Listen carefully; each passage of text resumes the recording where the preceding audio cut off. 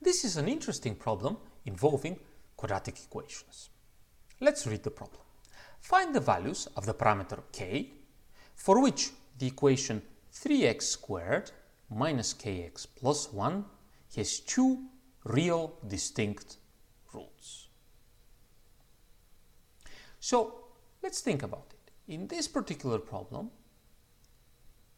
we have not just one quadratic equation. We have many quadratic equations.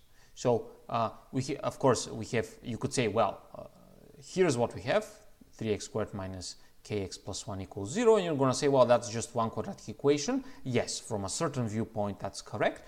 But you could think that for every value of the parameter k, you have a different quadratic equation, which means that you're looking at infinitely many quadratic equations. Or if you will, you're looking at a one-parameter family of quadratic equations, a collection of infinitely many quadratics given by a fixed parameter k.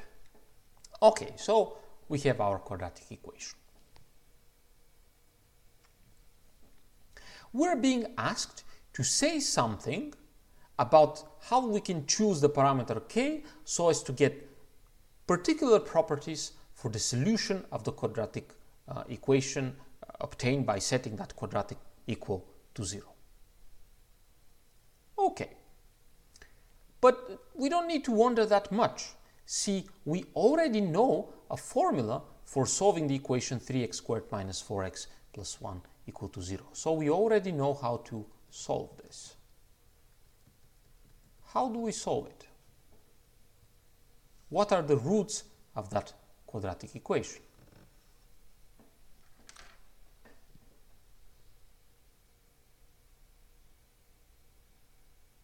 I'm sure you figured it out. The roots of that quadratic equation are simply given by the formula minus b plus or minus radical of b squared minus 4ac over 2a. Where, let's see if we understand what that means. This is the coefficient a. This here is the coefficient b with a negative. So negative k, that's equal to b. That's b. It's negative k. And this is c. That is c here. Okay? So that's the formula for the quadratic roots. Okay? Okay, so we found the roots of our quadratic equation. We actually didn't do any math, we just applied the already memorized formula.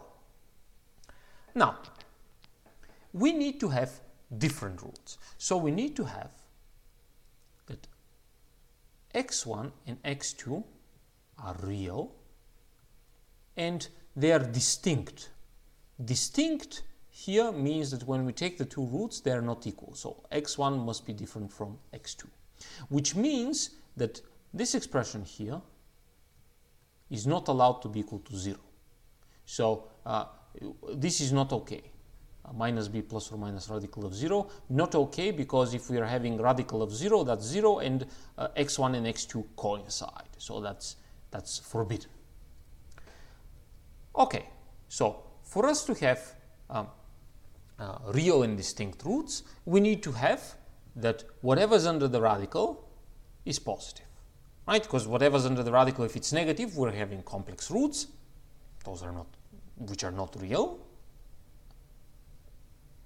So we need to have that the expression under the radical, our discriminant, b squared minus 4ac, we need to have that our discriminant b squared minus 4ac be positive.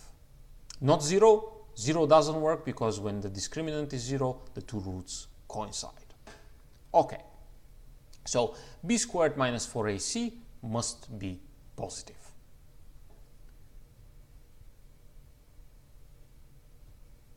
Okay, now the coefficient b is equal to negative k.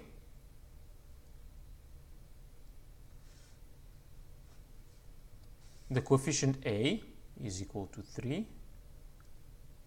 The coefficient a is equal to 3. And the coefficient c is equal to 1. This is our c.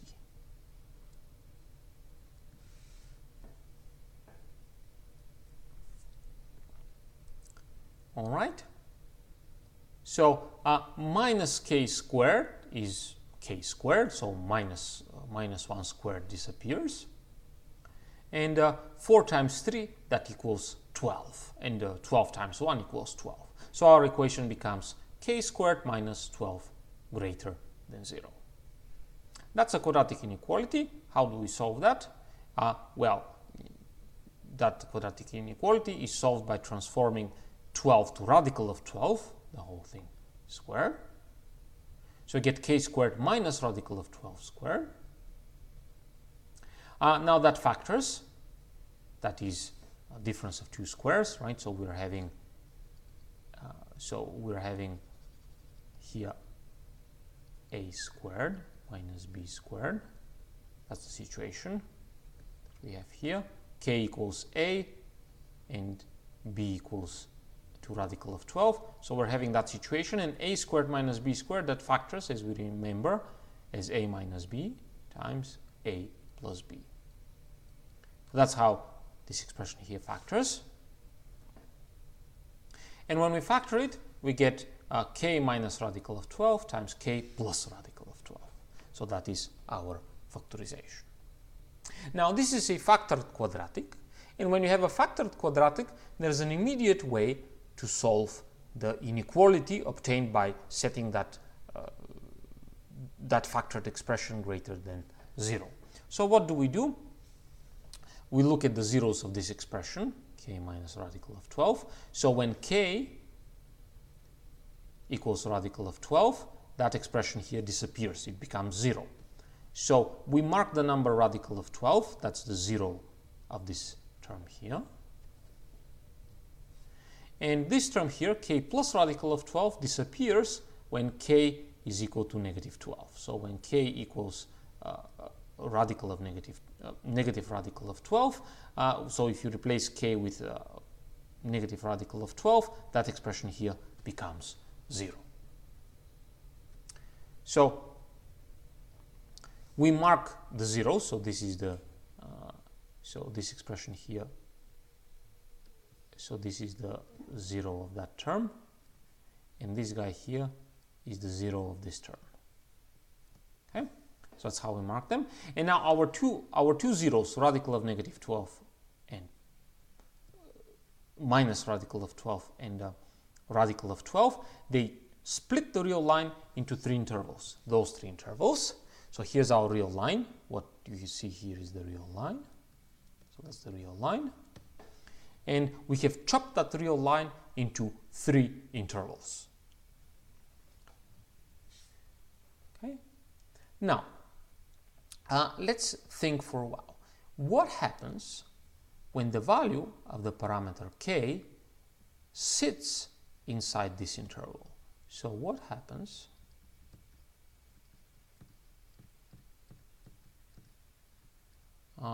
when k is inside this interval? So what happens when k is inside the interval from radical of 12 to infinity? So what happens when my parameter k is in here? What happens when my parameter k is bigger than radical of 12? Well, let's see. When k is very, very big, so when k is large, so if you select k to be very, very large, so here's my real line, and I'm selecting the parameter k, I'm selecting it to be a very, very large number, a number which is way, way bigger than radical of 12.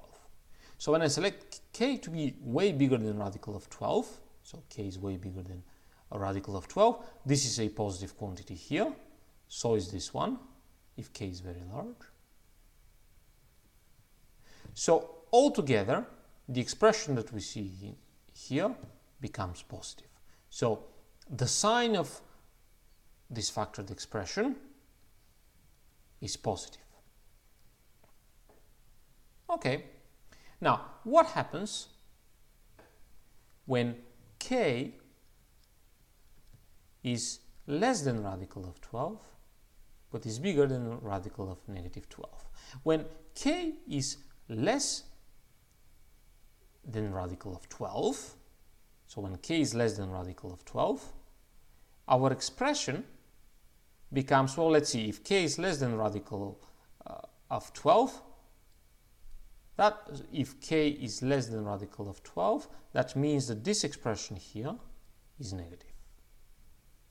And if k remains bigger than radical of than minus radical of 12, that expression here is positive. So when k is between radical of negative 12 and negative radical of 12 and radical of 12, then we're having something negative times something positive. So we have altogether something which is negative.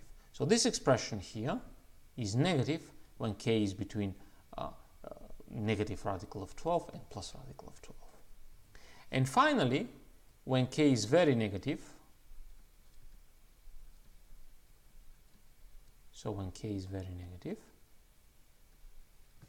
so we're in this situation, we're somewhere here, k is very negative, which means that k is less than negative radical of 12. When that happens,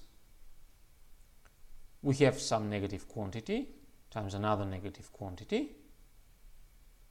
Minus times minus gives me plus. So altogether, I have something which is positive. So altogether, I'm getting a positive quantity. So once again, let's recap. K squared minus 12 is positive when k is inside this interval, or when k is inside that interval.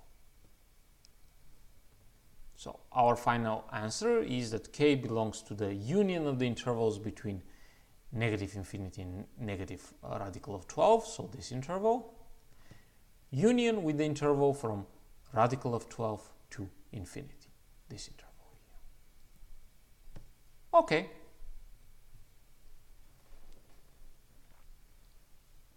Our solution is complete. By the way, let's see if we can get some plots. So what happens when the parameter k? So what happens when the parameter k say equal to 6? If we select k equal to 6, here's the graph of our 3x squared minus kx plus 1. That's what we get when k is equal to 6. Now what happens if I move k? What is going to happen if I let k be equal to 4? So if I let k be equal to 4, you see that I'm actually pushing the graph of my parabola upwards. What happens when k is somewhere between negative radical of 12 and radical of 12? So if I select k equal to 2, the graph of my parabola is strictly above the x-axis. And now I can continue pushing k. Now, if k is a little bit bigger than negative radical of 12, the tip of the parabola is already close to the x-axis. And as I push k to be smaller than negative radical of 12, again, the graph of my function starts intersecting the x-axis. So this somehow gives us a neat geometric interpretation of the solution of our